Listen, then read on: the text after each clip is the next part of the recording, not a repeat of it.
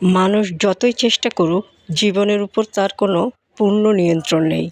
এটাই জীবনের নির্মম তবু সত্যিকারের সৌন্দর্য। তো হ্যালো ভিউয়ার্স, আসসালামু আলাইকুম। আমি নীলা আপনাদের সবাইকে ওয়েলকাম করছি নতুন আরেকটা ব্লগ ভিডিওতে। আজকের ব্লগ ভিডিওটাও একই রকম, প্রতিদিনের মতো কিছু কথা কিছু গল্প আপনাদের সাথে শেয়ার করি। কথাগুলো যদি ভালো লাগে শেষ পর্যন্ত সাথে থাকবেন। তো আজকে যেটা বলছিলাম, অনিশ্চিত এই জীবন, যেখানে আগামী দিনের কোনো ঠিকানা নেই। আজকের হাসি আগামীকাল মুছে যেতে পারে, আজকের ভরসা কাল ভেঙে পড়তে পারে।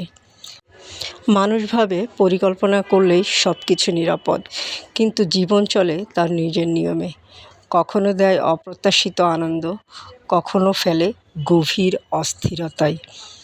অনিশ্চয়তা ভয় জাগায়, আবার এই ভয় মানুষকে শেখায় এগিয়ে যেতে। কারণ সব কিছু নিশ্চিত হলে জীবন থেমে যেত, অনিশ্চয়তায় তাকে ঠেলে দেয় নতুন পথে। তবু সত্যি হলো, মানুষ যতই চেষ্টা করুক জীবনের উপর তার কোনো পূর্ণ নিয়ন্ত্রণ নাই।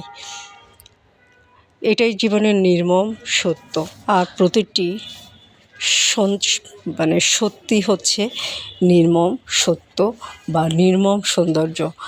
আমরা অনেক কিছু পরিকল্পনা করি অনিশ্চিত জীবনে, কিন্তু সৃষ্টিকর্তা আমাদের চেয়েও অনেক বড় পরিকল্প। তিনি আমাদের জন্য যেটা রেখেছেন সেটাই আমাদের ভাগ্যে বা আমাদের জীবনে সেই ফলটাই আমরা পেয়ে থাকি। আর বাকি সম্পূর্ণ আমাদের নিয়তি। যদি নিয়ত কপাল ভালো হয় তাহলেও আমরা হয়তো ভালো কিছু পেতে পারি, আর যদি ভালো কপাল খারাপ হয় তাহলে আমরা হয়তোবা অনেক কিছুই জীবন থেকে অনেক দুর্ভোগের শিকার হতে পারি। তো যাই হোক, জীবনের নিয়মে চলবে। আমরা এর ভিতরে নিজেকে সামান্য একটু পরিবর্তন করতে পারি। আর এই পরিবর্তনের ছোঁয়া হতে পারে বিশেষ করে মহিলাদের জন্য সুন্দর একটা হাতের কাজের শাড়ি। মহিলারা বা মেয়েরা পরতে পারে সুন্দর একটা শাড়ি। জীবন অনিশ্চিত, আমরা জানি। অনিশ্চিত জীবনে কিছুটা সৌন্দর্য আনতে, কিছুটা ভালো থাকা, ভালো লাগার পরিবেশ তৈরি করতে আমরা সুন্দর একটা শাড়ি পরতে পারি। আর এই সুন্দর শাড়িটা আমরা পেতে পারি কোথায়? আপনারা সবাই জানেন। সুন্দর এই শাড়িটা আপনি পেয়ে যাবেন অদ্রি ফ্যাশন অ্যান্ড লাইফস্টাইলের পেজ। তো শাড়িটা ভালো লাগলে একটা স্ক্রিনশট নিয়ে নাম ঠিকানা একটি ফোন নাম্বার দিয়ে পেজে ইনবক্স করে দিলেই হবে।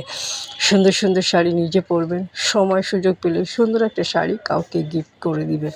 অনিশ্চিত জীবনে এত অর্থ সম্পদ জমিয়ে কী হবে?